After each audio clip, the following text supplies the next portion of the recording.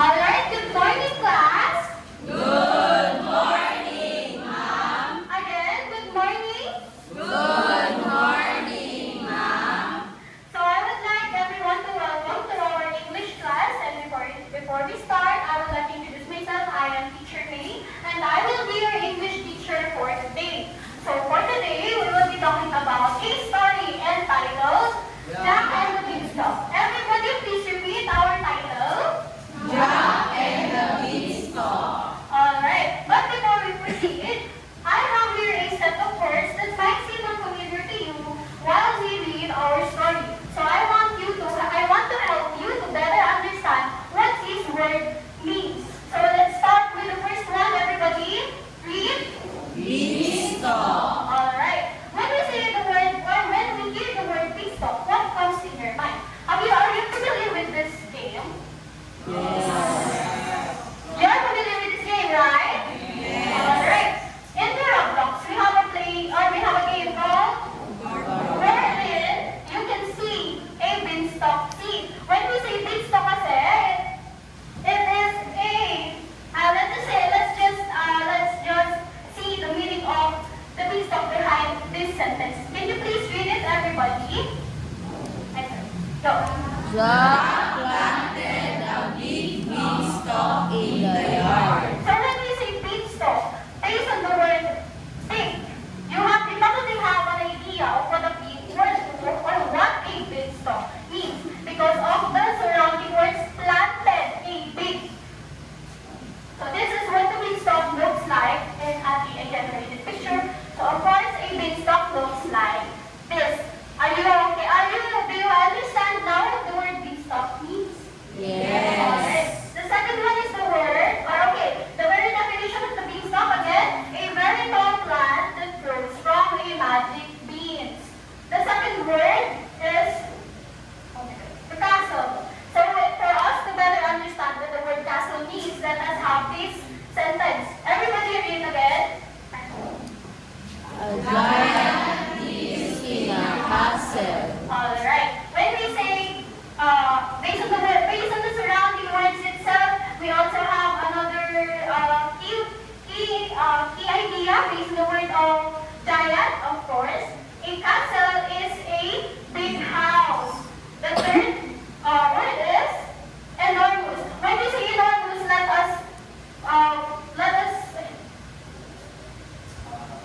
us read the sentence again. Giant had enormous feet. Alright. When we say, we talk about the giant and its feet. When we say giant, it is huge, of course. It has enormous feet or big. Right. Ayan, very, very big. The definition of the enormous. For the third word, we have the heart. When we say heart, everybody read the sentence. The heart plays sweet music. Alright. Do you have an idea what the word heart means? It is an instrument. Yes, that's right. Let's refer to this picture. Alright, you are right. A harp is a kind of instrument that looks like similar with a guitar because it has strings. Okay. And for the last, we have the sentence. Everybody read. The hen lays an egg. So a hen, do you have any idea what the word hen means? Oh, yes, it is a chicken, but it is a female chicken. A hen is responsible for the egg. Alright. So I guess everyone has already an idea based on the words that we talked about. Now let us read the guide questions. Gian, can you please read the number 1? The word the characters in the story. Alright, thank you. For the second one, JD, can you please read it? Okay, thank you. Jasmine, can you please read the number 3? Thank you. Princess, can you read the number 4? And for the last one, can you please read it, Roseanne? Alright, thank you everyone. before we proceed, I have here some standards that I made for myself. I want you to have your own mastery. You should be able, or we should be able to read the words correctly and understand their meaning. For the second one, we should listen actively. We should listen closely when someone is reading and pay attention, right? Yes. Alright. And then for the last, we have the expressive or read with feelings, use right or you, and stop or pause when the punctuation tells you. Again, what does the word expressive wants us to understand? To alright, okay. Now, I want everyone to listen closely with our story because I will have the questions at the end.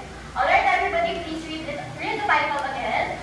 Jack and the Beanstalk. Alright, let us start. Okay. Everybody, please read. Once upon a time, there was a poor boy called Jack. He lived with his mother and they had a cow. Again, who was the poor boy that is called in the story? Jack. Alright, and Jack is with his mother. And they had a cow. Alright. Next. Okay, everybody read. One day, Jack's mother asked him to take the cow to market to sell. Jack met a man who gave him some magic beads for the cow. Who did Jack met? A man. And what did the man give him? Magic beads. Alright, everyone is listening. Next. When Jack came home, his mother was angry. She threw the beads out and sent him to bed. The next morning, a giant beanstalk had grown, and Jack climbed it. So what was the feeling that was stated in the story when the mother knew that Jack traded their cow for the beads? Angry. Alright, and what happened next morning? Alright. Next, when Jack reached the top, he saw a castle and went inside. Jack heard a loud noise and hid. So what did Jack saw when he reached the top? Alright, and he heard a loud noise. Next, an enormous giant. Everybody is still with me? Alright, everybody, let us read. An enormous giant came into the house. Sorry. Okay, continue. He shouted, "Lay!" And the hen laid an egg. Then sing, and the harp sang. The giant fell asleep. So what did the giant have? A hen, okay, and a alright. Next.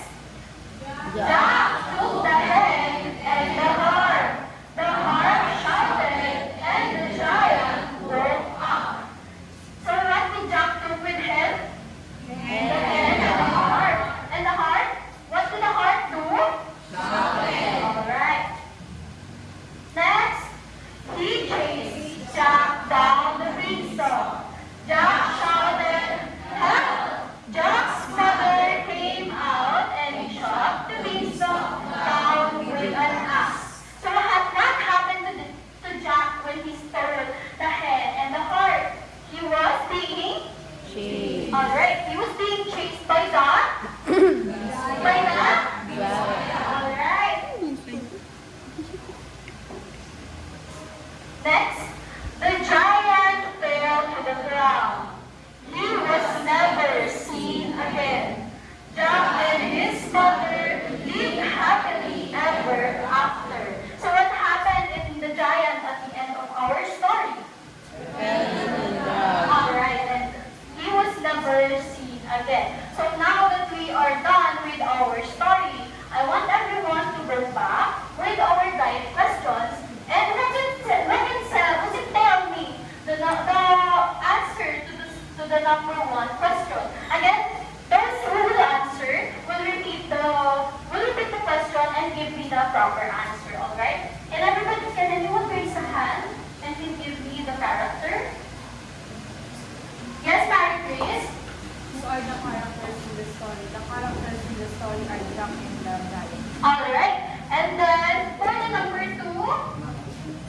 everybody please read?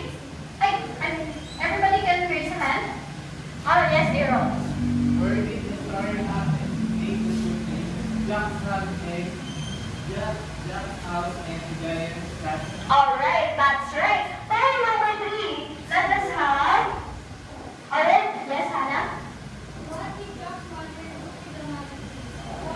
Jack's mother indeed knew the magic beans because Jack said the Alright, thank you. That's a very good answer.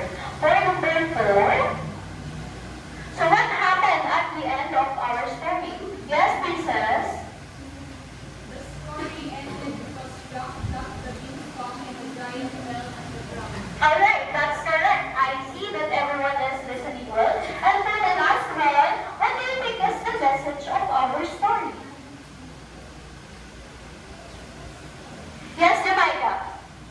The story tells us to be brave but not to be weak. Alright, that's right. So let us see the proper answers in the story. That's right, you have Jack, his mother, the giant, the crown, the head, and the heart. For the number 2, or when we say, when we're going back to our story, these are the ones that did the actions in the story. Please everybody read. First, these are the people and animals that do the actions in the story. Okay. You're all right. You're all quite correct. Because when we say characters, it focuses on the who. Who did it? Who did the actions? Who said things? Who did the actions in the story? Of course. And then for number 2, we have the setting. Okay. Setting is, everybody read. Where and when the story happened. Okay, when we say setting, it answers the where and when of our story. So, where did the story happen again? In the castle and in Jack's house. Alright.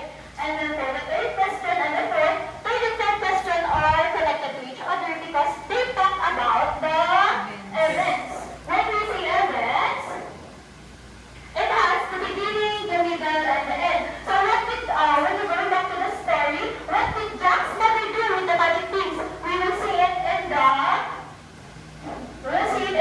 beginning. So in the beginning, we saw that Jack served the fire for the beans, and his mother got angry, so she threw the beans out. And then on the latter part, it drew a what? It drew a alright, it drew a giant beanstalk.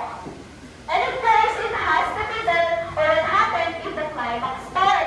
It talks about when the beanstalk grew and the giant and Jack still his head and the heart. Alright. Is everybody still with me? Yes. Okay. And then of course in the end, what happened in the end to the giant? The giant found out about the Jack's stealing, and Jack's mother actually cut the beans and the giant fell.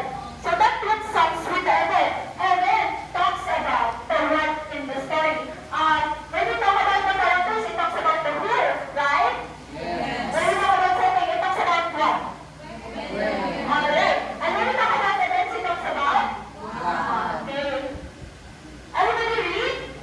What happens in the story? It has a beginning, middle, and end. Okay. And for the last one, what is the message of our story?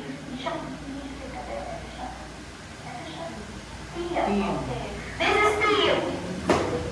Okay. When you say theme or theme, what can you where is able to answer the question? Everybody? Anyone? Who can raise their hand to answer what is the message of our story earlier? Be brave. Be brave. Alright, that's it. The message of the story is to be brave. Okay, so the message of the story is to tell us how to be brave, but not to be greedy or not to steal. Because Jack steal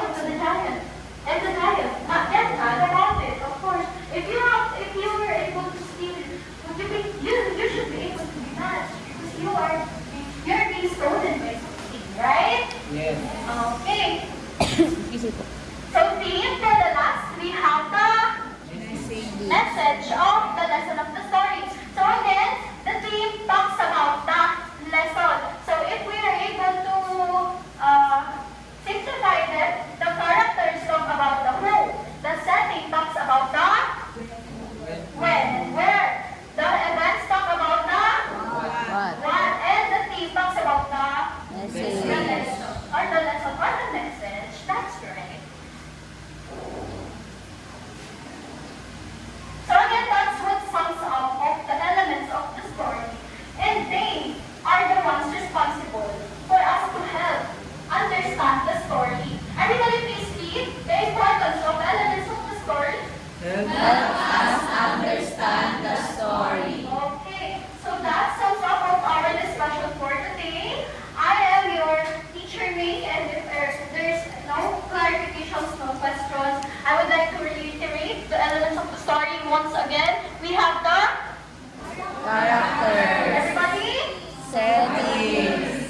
Events. Themes. And Themes. alright, and they are helping us to understand the story better. So once again, I am teacher May, and thank you for cooperating, and I'll see you again on our next class.